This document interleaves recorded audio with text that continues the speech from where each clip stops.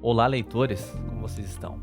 Nesse papo, no podcast, nós vamos falar sobre técnicas de leituras, como você pode aproveitar melhor aquele livro que você lê e tirar mais aprendizados nesse processo de leitura.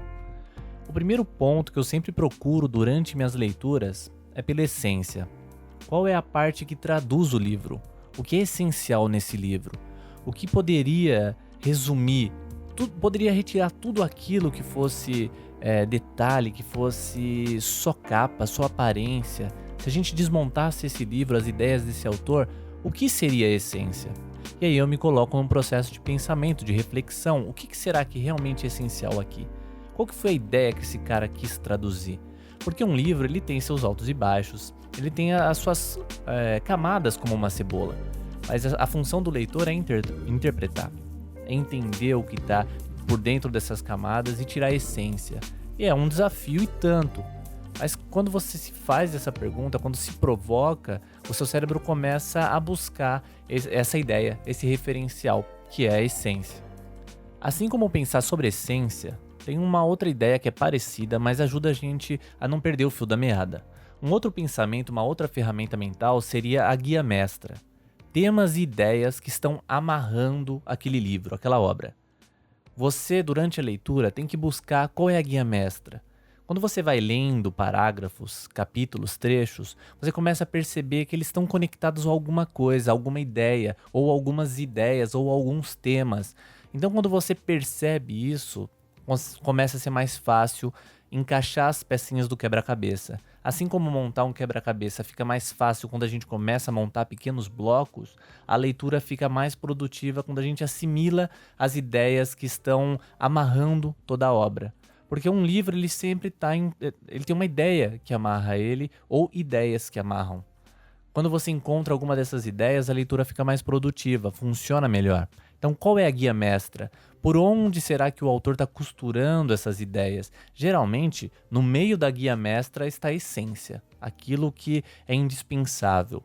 Mas em torno da essência, vamos dizer, a próxima camada da cebola é a guia mestra, são os temas centrais, aqueles temas que eu gosto de chamar de temas-chave, que sem eles você não pegaria toda a densidade da coisa, todos os detalhes que o autor quis entregar. Depois da guia mestra, eu procuro por trechos fortes, de conteúdo e de reflexão. Trechos que são parrudos mesmo. Aquelas reflexões que, já dá um choque na sua cabeça. Você fala, que isso? O cara se superou aqui. Esse é um pensamento e tanto. Eu seleciono aquele pensamento. Eu gosto de buscar por esses pensamentos. Eu não fico marcando tudo no texto, porque quem marca muitos textos achando que são importantes, você não está marcando muitas coisas importantes, porque você permeou o livro inteiro.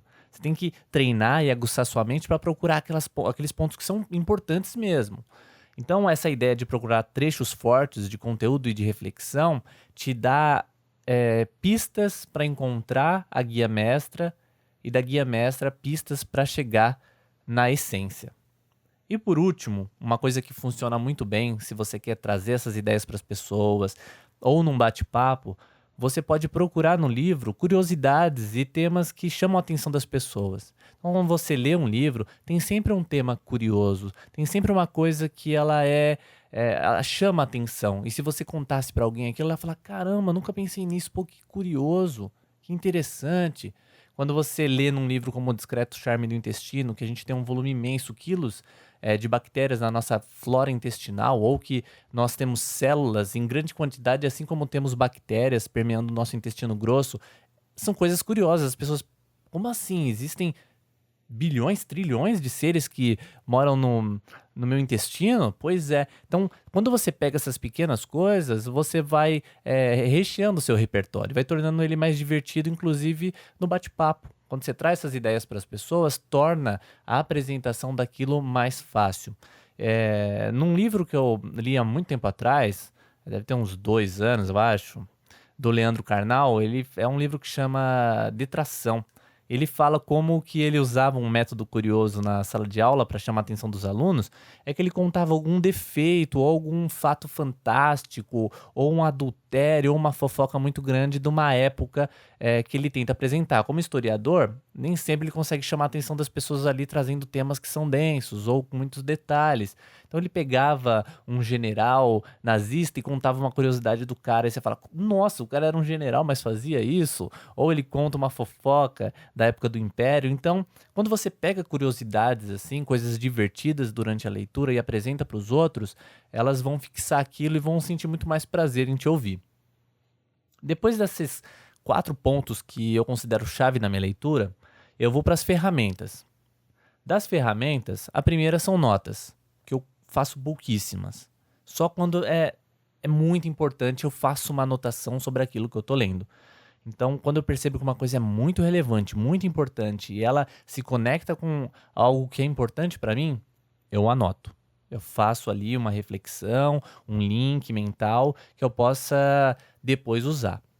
A outra ferramenta é pesquisa. Sempre que eu trombo com alguma palavra ou com algum conceito que eu não conheço ou não entendo, eu pesquiso.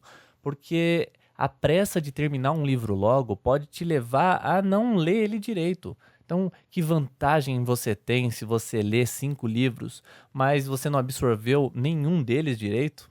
Então, tenha mais paciência, seja menos ansioso, menos goloso, leia um livro, mas leia ele muito bem. Então a pesquisa ela serve para isso. Vai para enciclopédia, vai para o YouTube, vai entender o que professores estão dizendo, busca referências para te fazer interpretar melhor aquele livro. A terceira são as marcações. Como eu leio sempre no digital, eu adoro as notas coloridas, as marcações coloridas. Então eu uso o azul toda vez que eu quero pesquisar um tema depois, eu quero saber mais desse tema. Por exemplo, eu estava lendo A História do Corpo Humano, do Daniel Lieberman, e ele falava várias vezes de um personagem chamado Pangloss. E eu fiquei muito curioso, porque o cara é um professor de Harvard, de medicina, e ele fala de literatura, fiquei curioso, selecionei aquilo. Depois que eu terminei a leitura, eu fui pesquisar quem era o Pangloss e descobri que era um personagem de Voltaire, do livro Cândido. Então decidi ler o Cândido. Pensei, pô, o cara tá falando do Cândido aqui, deve ser uma referência e tanto. Li e adorei, é um dos meus favoritos hoje da literatura. Tudo porque eu fiz uma marcação azul para voltar depois nela. Marcações de vermelho eu faço para aquilo que serve de referência, que eu vou usar futuramente para escrever em artigos, em livro, ou mesmo trazer conteúdo em vídeos ou podcast, mas que eu tenho um referencial. Porque hoje é muito importante se apresentar bibliografia. Falar que aquilo que você traz, ele não está perdido no tempo e espaço. Tem uma referência, é uma pesquisa científica, é um autor que escreveu, é um trabalho de mestrado ou doutorado de alguém. Então, quando você faz essa referência, vale muito a pena. E a cor amarela, clássica para trechos interessantes, reflexões densas e profundas e curiosidades que chamam a atenção das pessoas. Então, eu gosto de fazer essa junção. Depois disso, eu vou para uma das últimas etapas. Eu conto para alguém sobre aquilo que eu tô lendo. Então, para o meu pai, para minha noiva, para as pessoas da minha convivência, eu procuro por ouvidos pacientes para eu contar um pouco das curiosidades que eu descobri naquele livro. Isso me ajuda a guardar mais aquilo que eu tô lendo. Depois, por último, quando eu termino a obra, eu fecho ela, eu gravo um vídeo, um podcast, contando para vocês o que eu achei dessa leitura, seguindo um roteiro que eu criei, qual é o ponto-chave, partes essenciais, tópicos que permeiam e dão sentido para a obra. Eu vou juntando tudo isso e crio uma resenha quando a leitura está fresca na minha mente entre uma semana e alguns dias. Então isso é muito importante. Tem uma frase do Paulo Freire que diz assim: quem ensina, aprende ao ensinar. E quem aprende, ensina ao aprender. Essa é uma frase do Paulo Freire que traduz isso perfeitamente. Depois de você terminar uma obra, converse com alguém, ou mesmo grave um vídeo que você não vai postar, você deixa no seu celular. Mas se quiser postar, faça isso também, porque sua oratória vai melhorar muito. Uma curiosidade, procura lá no canal o vídeo Maestria, foi meu primeiro vídeo e os últimos vídeos. Há uma mudança radical, simplesmente com a prática contínua de falar, de perceber aonde está o erro, onde estão as falhas, os vícios de linguagem e corrigir. Então há sempre coisa a corrigir, isso é claro, você nunca vai estar perfeito, mas você pode sim estar evoluindo. Então essas são as ferramentas que eu uso durante minha leitura, eu posso chamar isso de como eu leio, o que eu procuro em uma leitura, e o que me faz melhorar um pouco o meu nível de entendimento. Então é isso, pessoal. Não esqueça de conferir lá no Instagram, @lucasconcheto, tem bastante conteúdo lá, eu constantemente posto stories, tem postagens no feed também com reflexões. Então, se você usa o Instagram, dá uma paradinha, confere lá, segue. Também é um ótimo canal para você bater um papo comigo. Eu sempre respondo as mensagens e comentários. Por lá é um ótimo canal para a gente abrir esse diálogo. Então, até o próximo episódio. Tchau, tchau.